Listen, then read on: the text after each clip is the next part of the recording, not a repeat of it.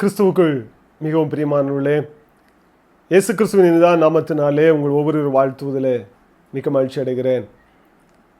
இன்று வேத வாசித்தீர்களா? இன்று ஜெபித்தீர்களா? இன்று குடும்ப ஜெபம் செய்தீர்களா? உங்கள் பிள்ளைகளோடு அமர்ந்து கொஞ்ச நேரமாவது நேரத்தை செலவிட்டு ஆண்டவர் செய்த நன்மைகளை உங்கள் பிள்ளைகளுக்கு கற்றுக் கொடுத்தீர்களா? யோசித்து கொண்டே இந்த காணொளியை காணுங்கள். கர்த்தரை அறியாத வேறொரு சந்ததி எழும்பிற்று என்கிற அந்த தலைப்பின் கீழ் இந்த காணொளியிலே உங்களை சந்திப்பதில் மிக்க மகிழ்ச்சி அடைகிறேன். நியாயாதிபதிகளின் புஸ்தகம் 2ஆம் அதிகாரம் 10ஆம் வசனத்திலே வேதம் சொல்லுகிறது, கர்த்தர் இஸ்ரவேலுக்கு செய்த கிரியைகளையும் அவர் அந்த ஜனங்களுக்கு பாராட்டின நன்மைகளையும் அறியாத வேறொரு சந்ததி எழும்பிற்று என்று சொல்லி வேதம் சொல்லுகிறது. கர்த்தரை அவர்கள் அறியவில்லை. இரண்டாவது, கர்த்தர் தன்னுடைய ஜனங்களுக்கு செய்த கிரியைகளையும் அறியாமல் ஒரு சந்ததியே எழும்பிற்று என்று சொல்லி வேதம் சொல்லுகிறது. அந்த சந்ததிக்கு முன்னிருந்த சந்ததிகள் எல்லாம் கர்த்தரை அறிந்திருந்தார்கள். அவர்கள் எகிப்திலிருந்து கானானுக்கு நேராய் வந்தவர்கள். ஆண்டவர் இஸ்ரவேல் ஜனங்கள் செய்த கிரியைகளை அறிந்து வைத்திருந்தார்கள். எனவே அவர்கள் சரியாக ஆண்டவரை பின்பற்றி கொண்டிருந்தார்கள். அவர்களெல்லாம் மரித்து அந்த சந்ததி போன பின்பு அவர்களுக்கு பின் வந்த சந்ததியானது, அவருடைய பிள்ளைகள் ஆண்டவரையும் அறியவில்லை, அவர் இஸ்ரவேல் ஜனங்களுக்கு செய்த கிரியைகளையும் அறியாமல் போய்விட்டார்கள். காரணம் என்ன? ஏன் அவர்கள் கர்த்தரை அறியவில்லை? அவருடைய பெற்றோர் சரியாகத்தானே கர்த்தரை அறிந்து வைத்திருந்தார்கள். அவருடைய பெற்றோர் சரியாகத்தானே ஆண்டவரை ஆராதித்தார்கள். ஆனால் இவர்கள் அறியாமல் போய்விட்டார்களே அவருடைய சந்ததி என்று சொல்லி நாம் வேதத்தின் அடிப்படையில் நாம் சிந்தித்து பார்ப்போம் என்று சொன்னால், வேதம் சொல்லுகிறது, உபாகமத்தின் புஸ்தகம் 6ஆம் அதிகாரத்திலே நான் வாசித்து பார்க்கும் பொழுது 6ஆம் வசனம் முதல் 9ஆம் வசனம் வரை நான் பார்ப்போம் என்று சொன்னால், ஆண்டவர் தம்முடைய கட்டளைகளை தம்முடைய பிள்ளைகளுக்கு கொடுத்துவிட்டு மோசேயின் மூலமாக அவர் சொல்லுகிறார், நான் உனக்கு இன்றைக்கு சொன்ன கற்பனைகள் கட்டளைகள் எல்லாம் உன் இருதயத்தில் இருக்க கடவுது. அது மாத்திரமல்ல, அவைகளை நீ உன் பிள்ளைகளுக்கு கருத்தாய் போதித்து அவர்கள் உட்கார்ந்திருக்கும் பொழுதும், நடக்கும் பொழுதும், எழுந்திருக்கும் பொழுதும், பேசி கொண்டிருக்கும் பொழுதும் நீ அவைகளை குறித்து அவர்களோடு நீ பேச வேண்டும். உன் வீட்டின் நிலைக்கால்களிலும் கதவுகளிலும் நீ அவைகளெல்லாம் உன் கையிலும் எழுதி நீ அவைகளை கட்ட வேண்டும். அவைகள் எப்பொழுதும் உனக்கு முன்பாக இருக்கட்டும், உன் கண்களுக்கு முன்பாக இருக்கட்டும் என்று சொல்லி ஆண்டவர் உபாகமத்திலே சொல்லுகிறதை நாம் பார்க்கிறோம். நம்முடைய பிள்ளைகளுக்கு ஆண்டவர் செய்த நன்மைகளை நாம் கற்றுக் கொடுக்க வேண்டும் என்று சொல்லி ஆண்டவர் விரும்புகிறார். அப்படி நாம் கற்றுக் கொடுக்க மறக்கும் பொழுது அந்த பிள்ளைகள் கர்த்தரையும் அவர் நமக்கு செய்த நன்மைகளையும் அறியாமல் போய் விடுகிறதை நாம் பார்க்கிறோம். இந்த இஸ்ரவேல் ஜனங்கள் அப்படித்தான். அவர்கள் ஆண்டவரை ஆராதித்தார்கள், ஆண்டவர் செய்த நன்மைகளை கற்றுக்கொண்டார்கள், பெற்றுக்கொண்டார்கள். ஆனால் தங்களுடைய பிள்ளைகளுக்கோ சந்ததிகளுக்கோ சொல்ல மறந்து விட்டார்கள். ஆண்டவர் யோசுவாவின் புஸ்தகத்தில் கூட இதை மீண்டும் வலியுறுத்தி இஸ்ரவேல் ஜனங்களுக்கு சொன்னார். யோசுவா 4ஆம் அதிகாரம் 4ஆம் வசனம் முதல் 7ஆம் வசனம் வரை நாம் வாசித்து பார்ப்போம் என்று சொன்னால், அங்கே யோர்தானை கடந்து வருகிறார்கள். ஆசாரியருடைய உள்ளங்கால் யோர்தானிலே பட்டவுடன் யோர்தான் இரண்டாக பிரிந்து நிற்கிறது.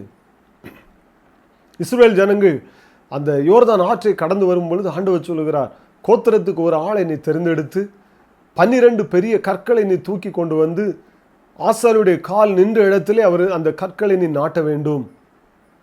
பின் நாட்களிலே உன் பிள்ளைகள் இந்த யோர்தான் அருகே வரும்பொழுது அவர்கள் இந்த கற்களை பார்ப்பார்கள். ஏன் இந்த 12 கற்கள் இந்த ஆற்றின் முன்பாக ஆற்றிலே இருக்கிறது என்று கேட்கும் பொழுது நீ உன் பிள்ளைகளை பார்த்து சொல்ல வேண்டும், நாங்கள் எகிப்திலிருந்து இஸ்ரவேல் தேசத்துக்கு நேராக வரும்பொழுது ஆண்டவர் இந்த யோர்தானை இரண்டாக பிரித்து எங்களை கால்நடையாக இந்த ஆற்றிலே நடக்க பண்ணினார், அதற்கு அடையாளமாக இந்த கற்கள் இருக்கிறது என்று சொல்லி உன் பிள்ளைகளுக்கு நீ கருத்தாய் போதிக்க வேண்டும் என்று சொல்லி ஆண்டவர் யோசுவா மூலமாக சொன்னார்.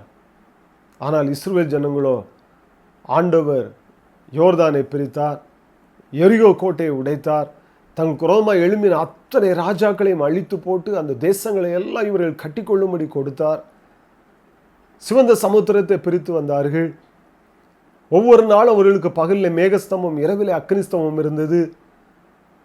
இறைச்சியை கேட்கும் பொழுது காடைகள் வந்தது, கற்பாறையிலிருந்து தண்ணீர் கிடைத்தது. எல்லாவற்றுக்கும் மேலாக ஒவ்வொரு நாளும் அவர்கள் சாப்பிடுவதற்கு எகிப்திலிருந்து கானான் வந்து சேருமட்டாக ஒவ்வொரு நாளும் அவர்களுக்கு மன்னா என்கிற தூதர்கள் சாப்பிட்ட ஆகாரத்தை அவர்களுக்கு கொடுத்து அவர்களை போஷித்து வந்தார். இவ்வளவு நன்மைகளை பெற்ற ஜனங்கள், இவ்வளவு ஆசீர்வாதங்களை பெற்றவர்கள், கடைசியாக கானான் தேசத்தில் கூட பாலும் தேனும் ஓடுகிற கானான் என்று சொல்லக்கூடிய அளவுக்கு செழிப்பாக இருந்தது. அவ்வளவு செழிப்பான ஆசீர்வாதங்களை அனுபவித்தவர்கள் ஒரு நன்மைகளை கூட தங்களுடைய பிள்ளைகளோடு பகிர்ந்து கொள்ள மறுத்து போனார்கள், மறந்து போய்விட்டார்கள். அதன் விளைவு கர்த்தரையும் அவர் இஸ்ரவேலுக்கு செய்த கிரியைகளையும் அறியாத ஒரு சந்ததியாகவே எழும்பிவிட்டார்கள். அதற்கு உதாரணம் நாம் பார்ப்போம் என்று சொன்னால், வேதத்திலே 1 சாமுவேல் புஸ்தகம் 2ஆம் அதிகாரம் 12ஆம் வசனத்திலே அங்கே ஒரு ஊழியருடைய குடும்பத்தை குறித்து சொல்லப்பட்டிருக்கிறது. ஏலி என்கிற ஒரு ஊழியக்காரர், பாருங்கள், அழகாக அவர் ஊழியம் செய்து கொண்டிருக்கார். அவருடைய ஊழியத்தில் எந்த குறையும் சொல்ல முடியாது. நல்ல ஒரு ஊழியக்கார மனிதன், வயது முதிர்ந்த வரைக்கும் அவர் ஊழியம் செய்து கொண்டிருக்கிறார் குடும்பமாக.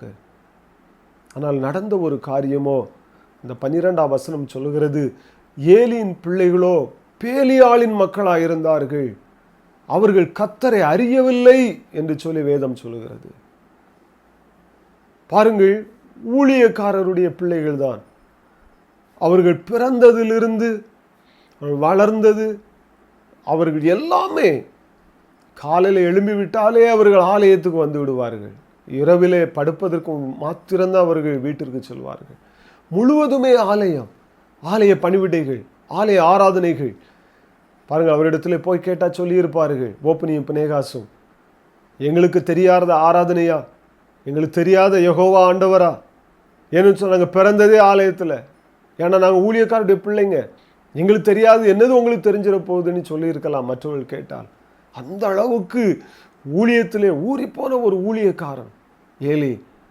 அவருடைய பிள்ளைகளோ பேலியாளின் பிள்ளைகளாய் போய்விட்டார்கள், கர்த்தரை அறியாமல் வாழ்ந்து விட்டார்கள்.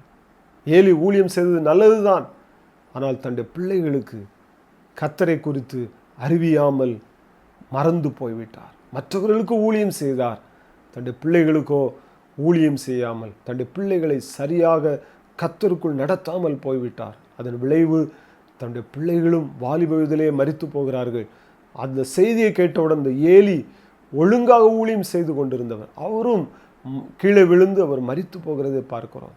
பாருங்கள், ஏன் அந்த ஊழியக்காரனுக்கு இந்த சம்பவங்கள் நடைபெற வேண்டும்? பிள்ளைகளை கர்த்தருக்குள் சரியாக நடத்தாத ஒரு காரணத்தினால் நிகழ்ந்த இந்த ஒரு சம்பவம் என்று சொல்லி பார்க்கிறோம்.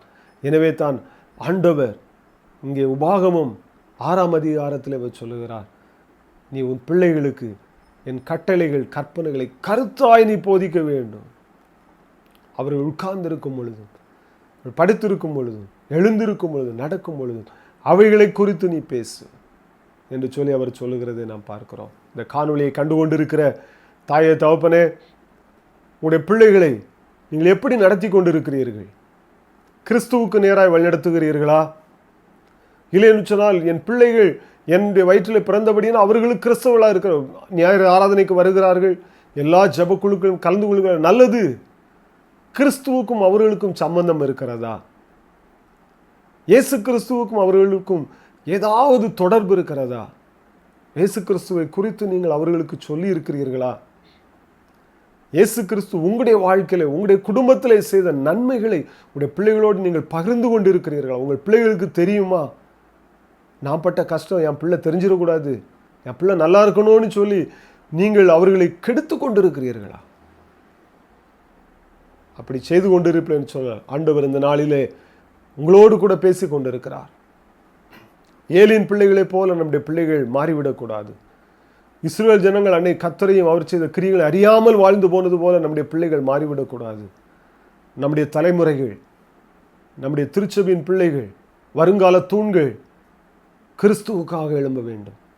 இயேசு கிறிஸ்துவை அவர்களுக்கு அறிமுகப்படுத்துங்கள். இயேசு கிறிஸ்து உங்களுடைய வாழ்க்கையில் உங்களுடைய குடும்பத்தில் செய்த நன்மைகளை ஒவ்வொரு நாளும் உங்களுடைய பிள்ளைகளுக்கு கற்றுக் கொடுங்கள். வேதத்தை வாசிக்க உற்சாகப்படுத்துங்கள். ஜெபிக்க உற்சாகப்படுத்துங்கள். உங்களுடைய பிறந்த நாட்கள், நல்ல நாட்களிலே, மகிழ்ச்சியான நாட்களிலே உங்களுடைய பிள்ளைகளுக்கு வேதாகமத்தை பரிசளியுங்கள். இயேசு கிறிஸ்துவை அவர்களுக்கு நீங்கள் எப்படி ஆகிலும் இயேசுவை அவர்களுக்கு பரிசாக கொடுத்து விடுங்கள். மெய்யாகவே ஆண்டவர் உங்களையும் உங்களுடைய பிள்ளைகளையும் உங்களுடைய சந்ததிகளையும் கண்டிப்பாக அவர் ஆசீர்வதிப்பார். அதே 1 சாமுவேல் புஸ்தகம் 2ஆம் அதிகாரம் 11ஆம் வசனத்தில் சொல்லப்பட்டிருக்கிறது, சாமுவேல் என்னும் பிள்ளை ஆண்டானோ கர்த்தருடைய ஆலயத்திலே அவன் பணிவிடை செய்து கொண்டிருந்தான். அதற்கு அடுத்த அதிகாரத்தில் சொல்லப்பட்டிருக்கிறது, சாமுவேல் தீர்க்கதரிசி என்பது எல்லா நாட்டில் உள்ள எல்லா பகுதிகளுக்கும் தெரிய வந்தது என்று சொல்லப்பட்டிருக்கிறது. அதே ஆலயத்தில் அதே ஏலியின் அருகே ஊழியம் செய்து கொண்டு பணிவிடை செய்து கொண்டிருந்த அதே சாமுவேல் தான். ஒரே ஆலயத்தில் தான் ஏலியின் பிள்ளைகளும் இருக்கிறார்கள், சாமுவேலும் இருக்கிறான். சாமுவேல் கர்த்தரை அறிந்தவனாய், கீழ்ப்படிதல் உள்ளவனாய், கர்த்தருடைய தீர்க்கதரிசியாய் மாறுகிறான். அவன் நிமித்தம் அவனுடைய குடும்பம் ஆசீர்வதிக்கப்படுகிறது, தேசம் ஆசீர்வதிக்கப்படுகிறது. அவன் மூலம் 2 ராஜாக்கள் தீர்க்கதரிசி ராஜாவாய் அபிஷேகம் பண்ணப்படுகிறார்கள். ஆனால் அதே ஆலயத்திலே பணிவிடை செய்து கொண்டிருந்த ஏலியின் பிள்ளைகளோ பேலியாளின் மக்களாக இருந்தார்கள். இந்த நாளிலே நாமும் நம்மை ஒரு விசை ஆராய்ந்து பார்ப்போம். சாமுவேலை போல நம்முடைய பிள்ளைகளுக்கும் ஆண்டவரை நாம் கற்றுக் கொடுப்போம். அவனுடைய வேத வசனங்களை கற்றுக் கொடுப்போம். வேதத்தை வாசிக்க, தியானிக்க நாம் அவர்களை உற்சாகப்படுத்துவோம். கர்த்தர் நம்மையும் நம்முடைய குடும்பங்களையும் ஒரு சாமுவேலின் குடும்பத்தை போல நம்ம உயர்த்தி ஆசீர்வதிப்பாராக. God bless you.